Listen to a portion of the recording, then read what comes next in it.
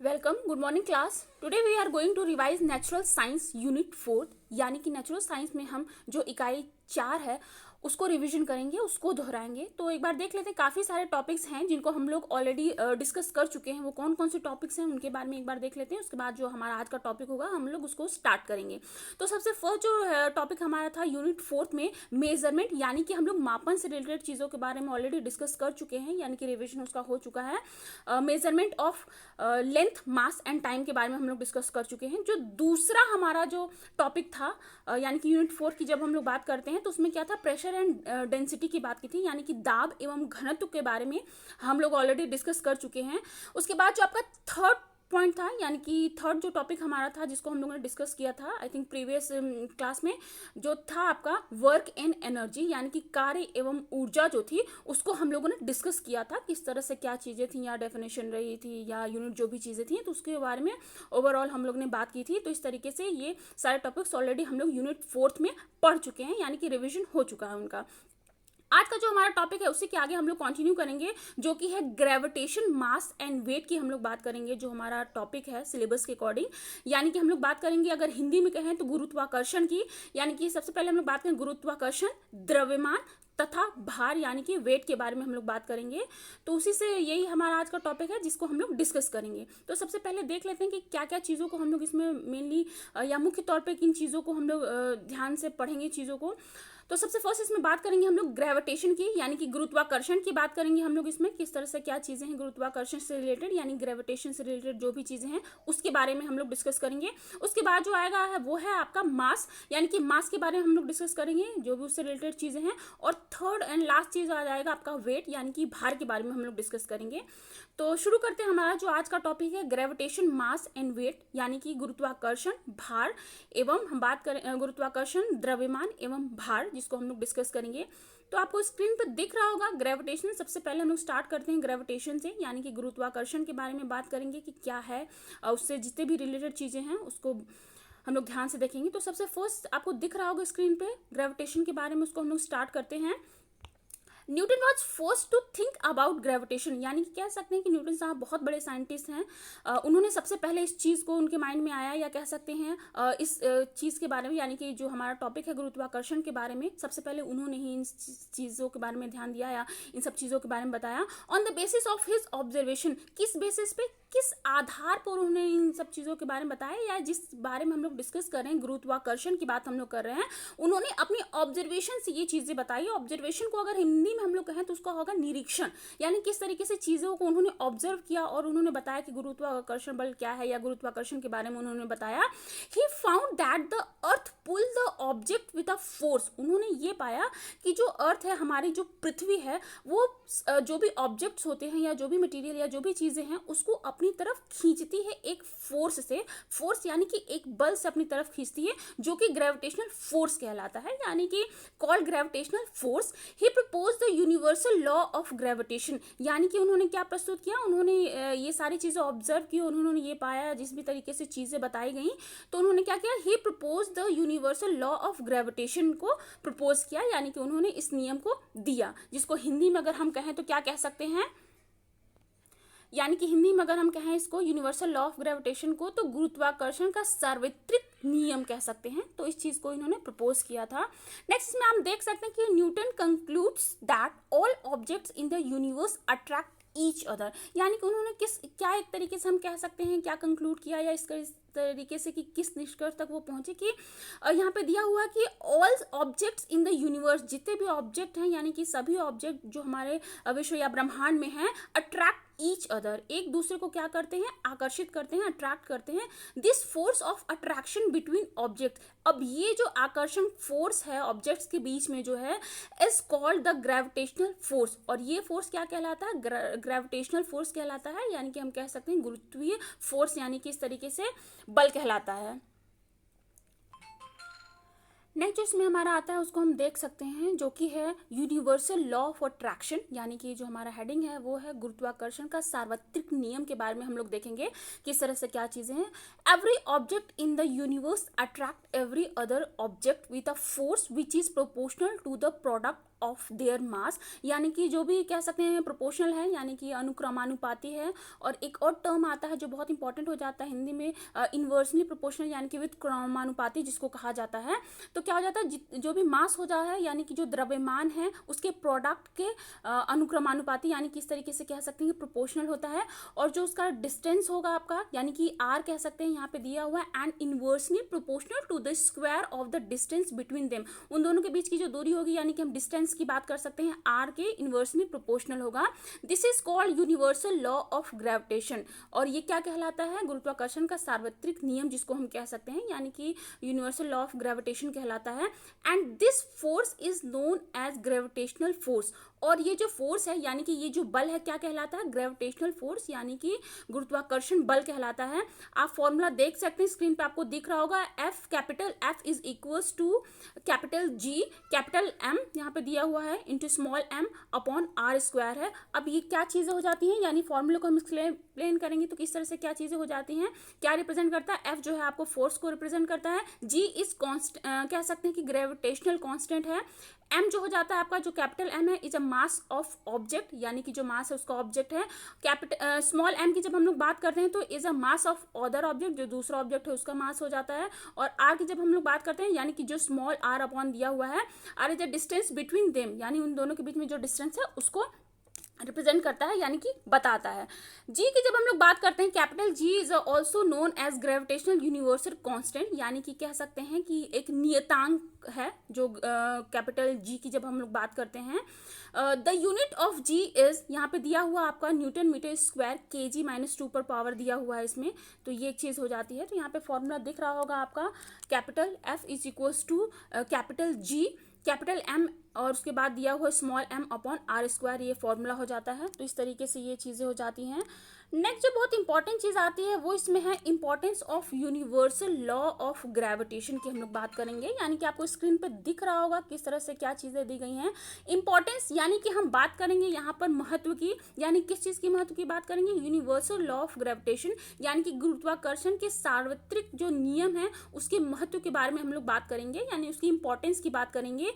तो the universal law of gravitation finds many applications, application यानी कह सकते हैं उसके यूजेस कह सकते हैं, या किस तरीके से उसका अनुप्रयोग होगा, ये हिंदी में अगर हम कहें तो, या यूजेस हम कह सकते हैं इस तरीके से, अनदर वर्ड में हम कहना चाहें तो the universal law of gravitation finds many applications, its helps us in understanding the several phenomena which were earlier unexplained such as. अब नीचे जो भी चीज़ें पॉइंट्स में हमें दी गई हैं, अभी हम लोग उनको डिस्कस करेंगे किस तरह से। बहुत सारे ऐसे फिनोमिना हैं जो कि अभी एक्सप्लेन नहीं किए जा चुके हैं, या बहुत सारी चीज़ों को समझने में ये हमें हेल्प करता है। तो वो कौन कौन सी चीज़ें हो जाएंगी, या वो कौन कौन से फिनोमिना या वो घटनाएं साइंटिफिकली वो कौन कौन सी चीज़ें हैं, उनको हम लोग डिस्कस करेंगे।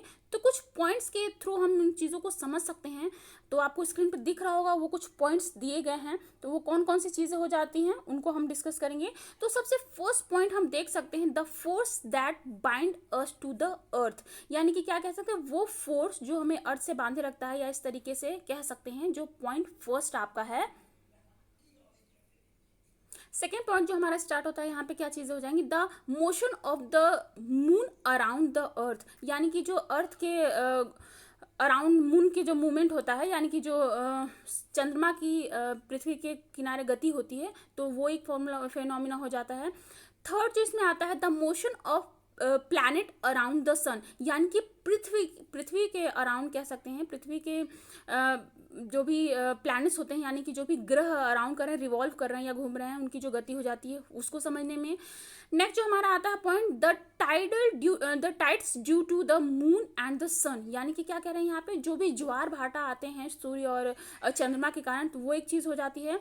और लास्ट हमारा इसमें एक पॉइंट आता है कि the movement of artificial satellite around the earth, यानी कि जो भी हमारी पृथ्वी है उसके अराउंड जितने भी आर्टिफिशियल यानी कि कृत्रिम सैटेलाइट हैं, यानी कि जो भी उपग्रह हैं, उनका मूवमेंट जो हो जाता है।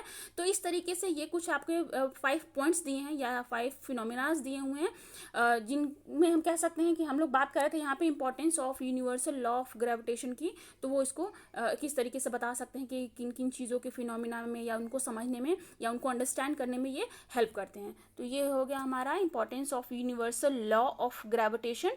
नेक्स्ट जो हमारा आता है उसको हम लोग देखेंगे किस तरह से क्या चीज़ें दी गई हैं। तो आप हेडिंग दिख रही होगी आपको, फ्री फॉल, यानी कि अब जो इसमें हमारा नेक्स्ट आता है free fall.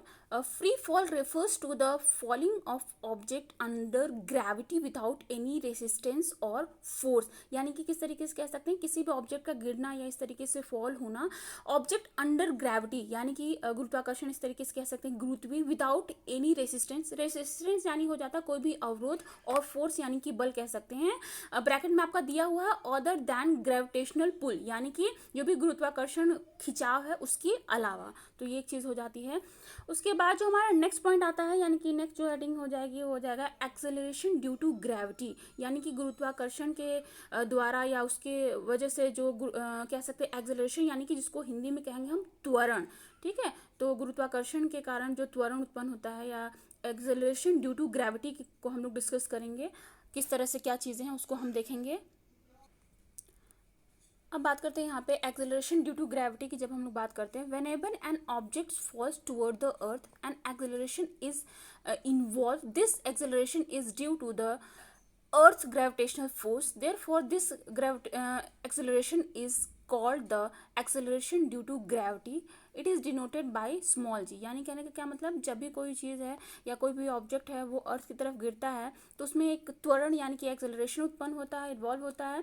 This acceleration is due to कह सकते हैं कि किसकी वजह से होता है, due to the earth gravitational force, जो पृथ्वी का गुरुत्वाकर्षण बल है उसकी वजह से होता है, इसलिए कह सकते हैं therefore this acceleration is called, इसीलिए इसको क्या कहा जाता है, एक्सेलरेशन यानी त्वरण।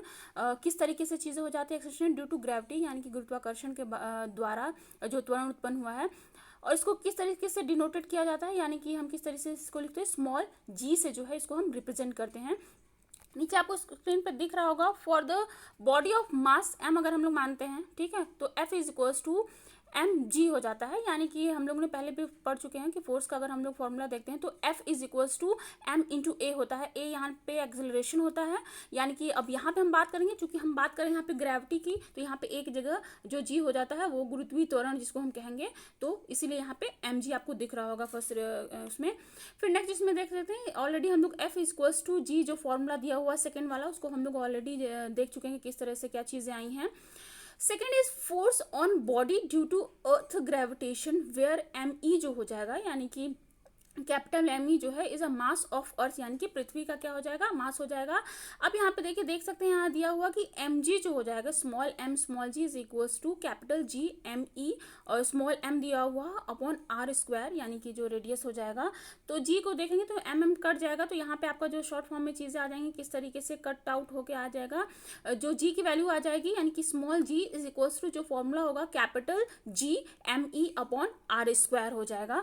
अब यहाँ पे किस तरीके से क्या चीज़ें हो जाएंगी अगर हम लोग कैलकुलेशन करें या फॉर्मूले के बेस पे चीज़ों को देखें, वेयर आर, जहाँ पे जो आर है यानी कि जो रेडियस है, is distance between centre of earth of and the position of object, तो इस तरीके से यहाँ पे दिया गया है। और कैलकुलेशन अगर हम लोग कैलकुलेट करना चाहें इस तरीके से एक उदाहरण के तौर पे, स्मॉल जी को तो हम कैसे कर सकते हैं, जो स्मॉल जी की जो वैल्यू होती है वो पता है आपको 9.8 मीटर पर सेकेंड, यानी कि ये होती है कांस्टेंट होती है। इसको कैलकुलेट कैसे करेंगे, small g is equals to formula already हमें पता है दिया हुआ किस तरीके से, G ME upon r square दिया हुआ है, तो जो कैपिटल G होता है उसकी जो वैल्यू हो जाती है 6.67 इंटू 10 की पावर -11 यूनिवर्सली होती है, और इंटू यहाँ पे देख सकते हैं कि दिया हो 6 इंटू 10 की पावर 24 जो है वो जो अर्थ का मास है उसकी वैल्यू है, अपॉन r स्क्वायर दिया है, यानी कि r स्क्वायर क्या है, रेडियस है, त्रिज्या का स्क्वायर है, यानी कि डबल हो जाएगा यहाँ पे, और जो त्रिज्या हो जाती है यानी कि रेडियस का हो जाता है आपकी वैल्यू 6.4 इंटू 10 की पावर 6, उसी को 2 बार मल्टीप्लाई कर दिया गया, आपको स्क्रीन पे दिख रहा होगा। और उसको जब हम सॉल्व करेंगे तो जो जी की वैल्यू हो जाएगी आपका यहाँ पे देख सकते हैं 9.8 मीटर पर सेकेंड, इस तरीके से आ जाती है, ठीक है। तो ये हो जाता है आपका कैलकुलेशन के तौर पर हम चीज़ों को देखें तो। नेक्स्ट जो आता है बहुत इंपॉर्टेंट हो जाता है कि कैपिटल जी जो है और स्मॉल जी है, दोनों ही जी में क्या मेन डिफरेंस होता है, यानी कि डिफरेंस बिटवीन हम कह सकते हैं कि इन दोनों में ही क्या मेन कह सकते हैं कि क्या मुख्य डिफरेंसेस हो जाते हैं उसको हम लोग देखेंगे, क्योंकि ये बहुत इंपॉर्टेंट हो जाता है। सबसे फर्स्ट जो हमारा आएगा, यानी कि हम कह सकते हैं सबसे फर्स्ट पॉइंट जिसको हम डिस्कस करेंगे, तो किस तरह से क्या चीज़ें हो जाती हैं उसको हम देखेंगे। तो सबसे फर्स्ट आता है it is universal gravitational constant, यानी कि ये क्या है, ये सार्वत्रिक क्या है, कांस्टेंट है, यानी कि नियतांक है। जबकि जब हम स्मॉल जी की बात करते हैं it is acceleration due to gravity, यानी ये क्या होता है, गुरुत्वाकर्षण के द्वारा या गुरुत्वीय बल के द्वारा जो त्वरण उत्पन्न होता है ये होता है।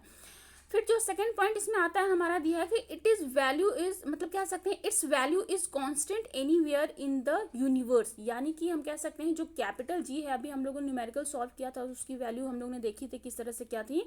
तो यहाँ पे कह रहे हैं कि इट्स वैल्यू, इसकी जो वैल्यू होगी, इसका जो भी वैल्यू है वो क्या होगा, कांस्टेंट रहेगा, यानी कि चेंज नहीं होता है। जो चीज़ें हो जाती हैं कांस्टेंट का मतलब एनीवेयर, यानी कि कहीं भी यूनिवर्स में, ब्रह्मांड में, उसकी वैल्यू जो होती है वो चेंज नहीं होती है। जबकि जब हम बात करते हैं स्मॉल जी की, तो its value varies place to place in the universe, यानी कि इसकी जो वैल्यू हो जाती है वो जगह से जगह पे डिपेंड करती है और चेंज हो जाती है। ठीक है, तो इस तरीके से इट्स वैल्यू वैरीज, यानी कि अलग अलग या विभिन्न हो सकती है जगह के हिसाब से। फिर जो नेक्स्ट हमारा पॉइंट आता है, थर्ड पॉइंट आता है इट इज स्केलर। और दूसरा जब हम बात करते हैं यहाँ पे स्मॉल जी की, तो इट इज वेक्टर क्वांटिटी। अब इसमें आपको कंफ्यूजन नहीं होना चाहिए, ऑलरेडी हम लोग जो फर्स्ट हमारा टॉपिक था मेजरमेंट, उसमें हम लोग डिस्कस कर चुके हैं। जो राशियाँ होती हैं यानी कि क्वांटिटी जो थी उसके बारे में हम लोग डिस्कस किए थे, स्केलर और वेक्टर क्वांटिटी क्या हो जाती हैं। स्केलर में यानी कि एक बार फिर से डिस्कस कर देते हैं, कहीं कोई कंफ्यूजन ना रह जाए। स्केलर यानी कि इसको डिनोट करने के लिए कह सकते हैं, इसको बताने के लिए सिर्फ मैग्नीट्यूड की ज़रूरत होती है। और जब हम बात करते हैं वेक्टर क्वांटिटीज़ की, तो वेक्टर में मैग्नीट्यूड यानी कि परिणाम के साथ साथ दिशा यानी कि डायरेक्शन की भी ज़रूरत होती है। तो स्केलर में सिर्फ मैग्नीट्यूड चाहिए होता है, और जब हम वेक्टर की बात करते हैं तो इसमें मैग्नीट्यूड के साथ साथ आपको डायरेक्शन की भी ज़रूरत होती है। तो ये एक चीज़ हो जाती है यहाँ पे जो हमारा थर्ड पॉइंट होता है। नेक्स्ट जब हम लोग बात करते हैं फोर्थ पॉइंट की, इट्स वैल्यू इज, अभी हम लोगों ने न्यूमेरिकल जो सॉल्व किया था उसमें चीज़ों को हम लोगों ने देखा था, इसकी जो वैल्यू हो जाती है क्या हो जाती है, यानी कि इसका जो मान है, वैल्यू यानी कि जो मान कह सकते हैं 6.67 इंटू 10⁻⁻11 आपका दिया हुआ है। और नेक्स्ट जब हम लोग बात करते हैं स्मॉल जी की, तो इसकी वैल्यू क्या हो जाती है, किस तरीके से क्या चीज़ें हो जाती हैं। इट्स वैल्यू इज 9.8, इस तरीके से यहाँ पे दिया हुआ है, एट इक्वेटर ऑफ अर्थ, यानी कि अर्थ के इक्वेटर पे 9.8 इस तरीके से इसकी वैल्यू होती है। तो ये हो गए कुछ 4 पॉइंट्स जिसके अंतर्गत हम देख सकते हैं कि कैपिटल जी और जो स्मॉल जी है इन दोनों में क्या मेन डिफरेंसेस हैं, तो उसको हम लोगों ने देखा। तो इस तरीके से ये कुछ अंतर हो जाते हैं दोनों में।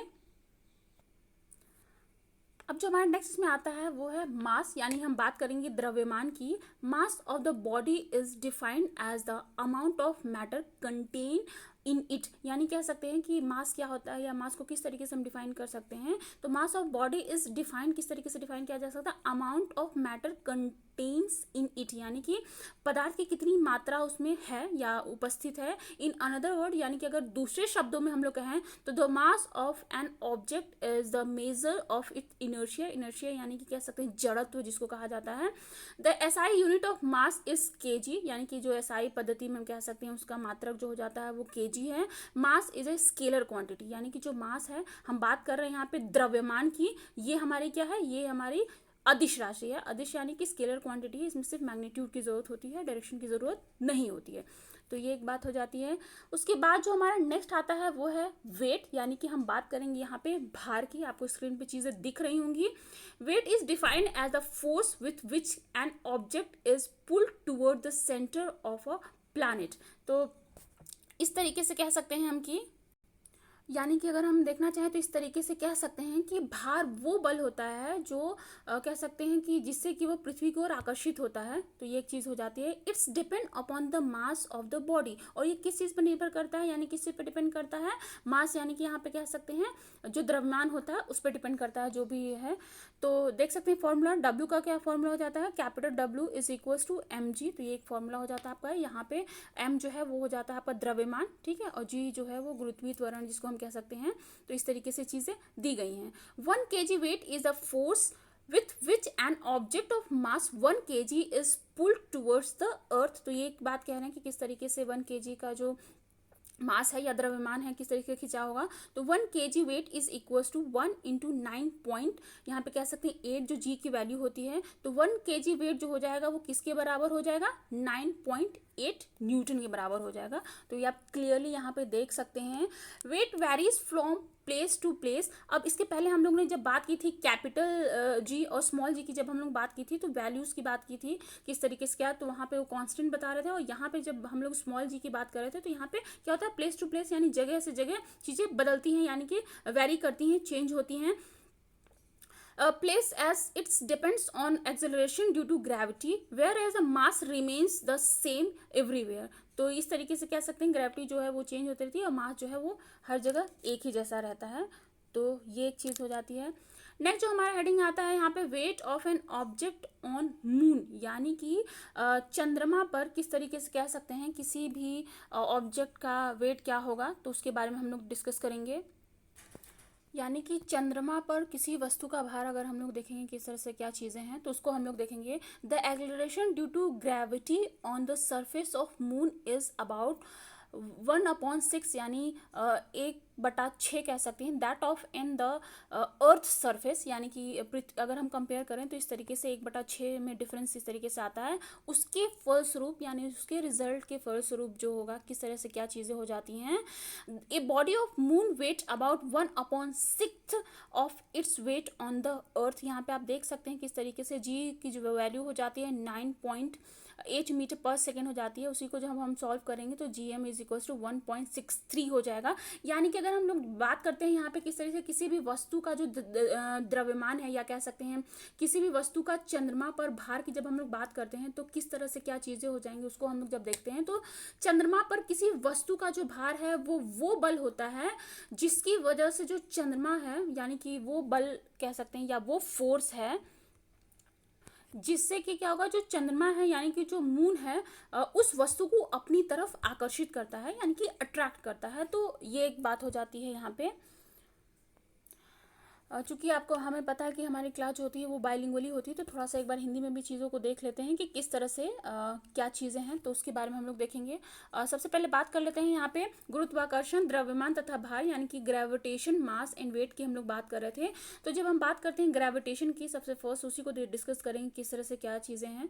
तो जो महान वैज्ञानिक है न्यूटन, उन्हीं से रिलेटेड सारी चीज़ें दी गई हैं यहाँ पे, कि सबसे पहले उन्होंने इसके बारे में बताया और उन्होंने अपने ऑब्जर्वेशन में देखा कि जो सेब है वो पृथ्वी पर गिरता है, यानी कि इसकी वजह से, इस घटना की वजह से उनको सोचने के लिए ये प्रेरित हुए कि किस तरह से क्या बल है, या पृथ्वी किसी भी वस्तु को क्यों अपनी तरफ आकर्षित करती है। इस तरीके से सब चीज़ें उन्होंने बताई।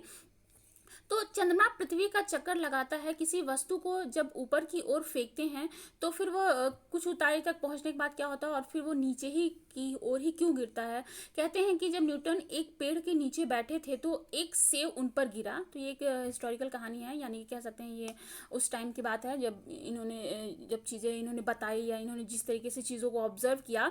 सेब को गिरने की क्रिया ने न्यूटन को सोचने के लिए प्रेरित किया, यानी कि ये एक ऐसा इंसिडेंस था जिसकी वजह से न्यूटन साहब से उनको ये इस चीज़ की प्रेरणा मिली, या कह सकते हैं इससे वो बहुत इंस्पायर्ड हुए कि उन्होंने सोचने पर शुरू किया और चीज़ों को ऑब्जर्व करना शुरू किया। और उन्होंने सोचा कि यदि पृथ्वी सेब को अपनी ओर आकर्षित कर सकती है तो क्या यह चंद्रमा को भी आकर्षित नहीं कर सकती। तो एक क्वेश्चन मार्क की तरह हो जाता कि क्या ऐसा भी हो सकता है, क्या दोनों ही परिस्थितियों में वही बल लग रहा है, यानी कि एक ही बल है जो दोनों ही स्थितियों में काम करता हो। उन्होंने अनुमान लगाया कि दोनों अवस्थाओं में कह सकते हैं कि एक ही प्रकार का बल उत्तरदायी नहीं है, यानी कि उन्होंने तर्क दिया कि अपनी कक्षा के प्रत्येक बिंदु पर चंद्रमा किसी सरल रेखीय पथ पर गति नहीं करता है वरन पृथ्वी की ओर गिरता रहता है। अब इसमें किस तरह से चीजें क्या बताई जा सकती हैं कि अतः वह अवश्य ही पृथ्वी द्वारा आकर्षित होता है, लेकिन हम उसको वास्तव में पृथ्वी की तरह आकर्षित होते हुए या गिरते हुए नहीं देखते हैं। ठीक है, तो ये एक चीज हो जाती है कि किस तरीके से अगर हम इंट्रोडक्टरी पोर्शन की बात करें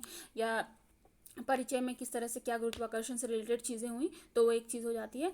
नेक्स्ट जो बहुत इंपॉर्टेंट हमारा आता है गुरुत्वाकर्षण का सार्वत्रिक नियम, जिसको हम लोग कहेंगे यूनिवर्सल, अभी हम लोगों ने डिस्कस किया था। पृथ्वी इस तरीके से कह सकते हैं कि विश्व का प्रत्येक पिंड प्रत्येक अन्य पिंड को एक बल से आकर्षित करता है, जो दोनों पिंडों के द्रव्यमान यानी कि मास के गुणनफल यानी कि इस तरीके से गुणनफल के समानुपाती तथा उसके बीच की दूरी जो रेडियस होगी उसके कह सकते हैं वर्ग यानी कि स्क्वायर के विथ क्रमानुपाती इन्वर्सली कह सकते हैं इसको, तो होता है। यह बल दोनों पिंडों को मिलाने वाली रेखा की दिशा में लगता है। आप डायग्राम में देख सकते हैं 2 पॉइंट दिए गए हैं यहाँ पे आपको ए और बी, और दोनों के बीच का जो हम कह सकते हैं डिस्टेंस जो दिया हुआ है और डी के फॉर्म में हम देख सकते हैं रेडियस या डायमीटर जिसको कह सकते हैं, ठीक है। तो पूरा डायमीटर हो जाएगा, उसका हाफ जो हो जाता है रेडियस हो जाता है, तो ये एक चीज़ हो जाती है। यहाँ पे इसमें दिया हुआ कि किन्हीं दो एक समान पिंडों के बीच गुरुत्वाकर्षण बल उनके केंद्रों को मिलाने वाली रेखा की दिशा में निर्दिष्ट होता है, तो ये एक चीज हो जाती है। नेक्स्ट जब हम लोग बात करते हैं, बहुत इंपॉर्टेंट होता है गुरुत्वाकर्षण के सार्वत्रिक नियम का महत्व क्या है, यानी कि इंपॉर्टेंस क्या हो जाती है इसकी, ऑलरेडी हम लोग डिस्कस कर चुके हैं जो इंग्लिश मीडियम वाले नोट्स थे। इसमें एक बार देख लेते हैं किस तरह से क्या चीज़ें हैं। सबसे फर्स्ट जब हम लोग बात करते हैं तो हमें पृथ्वी से बांधे रखने वाला जो बल होगा ये बहुत इंपॉर्टेंट हो जाता है। दूसरा पॉइंट इसमें आता है कि पृथ्वी के चारों ओर चंद्रमा की जो गति है, किस तरीके से वो रिवॉल्व होता है या जो भी मोशन होता है, वो एक बहुत इंपॉर्टेंट हो जाता है। थर्ड इसमें आता है कि सूर्य के चारों ओर जितने भी ग्रह हैं या जितने भी प्लैनेट हैं उनकी गति को समझने में बहुत इंपॉर्टेंट हो जाता है। और फोर्थ एंड लास्ट इसमें दिया हो कि चंद्रमा तथा सूर्य यानी जो भी मून और सन है जिनकी वजह से कारण जो टाइड्स उत्पन्न होते हैं यानी कि जो भी ज्वार भाटे आते हैं, तो ये कुछ 4 पॉइंट्स हो जाते हैं जिनके अंतर्गत हम समझ सकते हैं कि गुरुत्वाकर्षण के सार्वत्रिक नियम का क्या महत्व है या क्या इंपॉर्टेंस है। तो इस तरीके से ये चीज़ें बताई गई हैं। नेक्स्ट इसमें चीजें बताई जा रही हैं कि गति के दूसरे नियम से हमें ज्ञात होता है कि बल द्रव्यमान तथा कह सकते हैं त्वरण का गुणनफल है। मान लीजिए क्रियाकलाप में पत्थर का द्रव्यमान m है। हम पहले से ही जानते हैं कि यहाँ पे किस तरीके से क्या चीज़ें हैं कि मुख्य रूप से गिरती वस्तुओं में गुरुत्वीय बल के कारण त्वरण यानी कि एक्सेलरेशन जिसको इंग्लिश में कहा जाता है लगता है, और इसे हम कह सकते हैं इस तरीके से कि q से निर्दिष्ट करते हैं। इसलिए गुरुत्वीय g जिसको कहा जाता है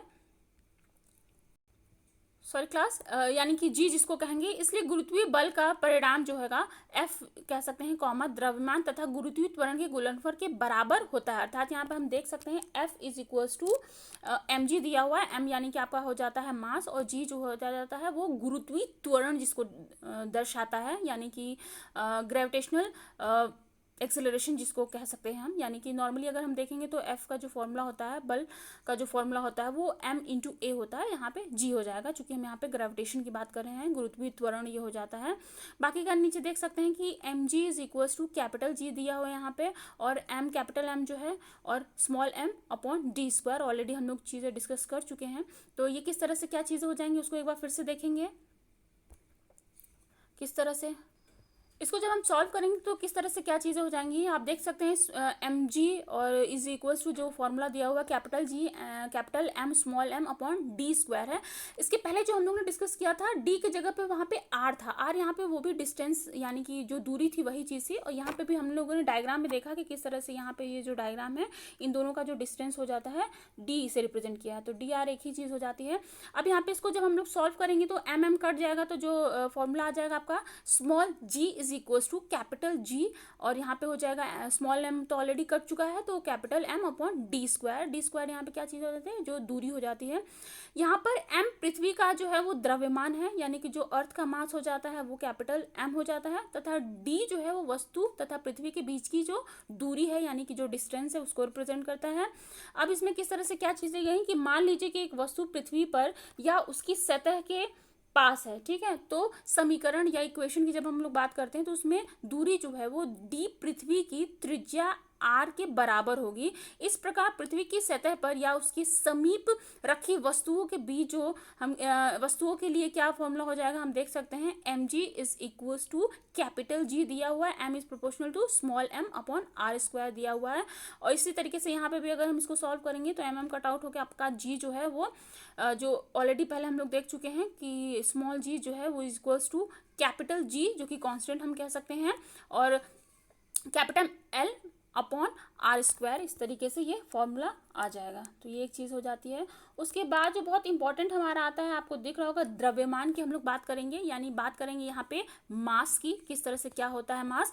किसी वस्तु का द्रव्यमान उसके जड़त्व की माप होती है। जितना अधिक वस्तु का द्रव्यमान होगा उतना ही अधिक उसका जड़त्व यानी कि इनर्शिया भी होता है। तो ये एक चीज़ हो जाती है। किसी वस्तु का द्रव्यमान उतना ही रहता है चाहे वस्तु पृथ्वी पे हो या चंद्रमा पे हो या फिर बाह्य अंतरिक्ष में हो। तो ये एक बहुत इंपॉर्टेंट चीज़ हो जाती है कि वो सेम रहता है। इस प्रकार वस्तु का जो द्रव्यमान है स्थिर रहता है तथा एक समान कह सकते हैं इस तरीके से, तथा एक स्थान से दूसरे स्थान पर नहीं बदलता है। उसके बाद जो हमारा नेक्स्ट आता है भार, यानी कि हम बात करेंगे यहाँ पे वेट की, चूंकि हमने ग्रेविटेशन की बात की, द्रव्यमान यानी मास की बात कर ली। नेक्स्ट जो हमारा थर्ड आता है और लास्ट जो है वो भार, यानी कि हम लोग बात करेंगे यहाँ पे वेट की। पृथ्वी प्रत्येक वस्तु को एक निश्चित बल से आकर्षित करता है और यह बल जो है वस्तु के द्रव्यमान यानी कि हम कह सकते हैं ब्रैकेट में आपको स्मॉल m से रिप्रेजेंट किया गया है, तथा पृथ्वी के गुरुत्वीय बल के कारण यानी कि त्वरण यहाँ पे क्या हो जाएगा स्मॉल g पर निर्भर है। किसी वस्तु का जो भार है वह बल है जिससे कि यह पृथ्वी की ओर आकर्षित होती है। तो F is equals to m into a normally formula होता है, यानी कि जो बल है किसके बराबर होता है, द्रव्यमान इंटू एक्सेलरेशन यानी कि त्वरण, और यहाँ पे एक जगह स्मॉल g हो जाता है जब हम लोग बात करते हैं गुरुत्वीय त्वरण की। तो ये एक चीज़ हो जाती है। नेक्स्ट इसमें हमारा आता है, नेक्स्ट जो हमारा लास्ट इसमें आता है कि किसी वस्तु का चंद्रमा पर जो भार होगा किस तरह से क्या चीज़ें हो जाती हैं। पृथ्वी पर किसी वस्तु का भार वह बल है जिससे कि क्या होता है कि पृथ्वी उस वस्तु को अपनी ओर किस तरीके से आकर्षित करती है यानी कि अट्रैक्ट करती है। उसी प्रकार क्या होता है कि चंद्रमा पर किसी वस्तु का भार या वेट की जब हम लोग बात करते हैं तो ये वो बल या वो फोर्स होता है जिससे कि क्या होता है चंद्रमा उस वस्तु को अपनी तरफ आकर्षित करता है यानी कि अट्रैक्ट करता है। चंद्रमा का द्रव्यमान पृथ्वी की अपेक्षा कम होता है, यानी कि अगर हम कंपेयर करें अर्थ और मून की तो इस तरीके से हम कह सकते हैं कि मास की जब हम लोग बात करते हैं तो पृथ्वी का जो मास है यानी कि द्रव्यमान जो है वो मतलब जो मून का जो द्रव्यमान है वो पृथ्वी की अपेक्षा कम होता है। इस तरीके से हम कह सकते हैं कि इस कारण की वजह से यानी कि ये एक रीजन हो जाता है जिसकी वजह से चंद्रमा वस्तुओं पर कम आकर्षण बल लगाता है। तो ये एक बहुत इंपॉर्टेंट बात हो जाती है। इस तरीके से आज हमारा ये यहाँ पे ये फिनिश होता है, यानी कि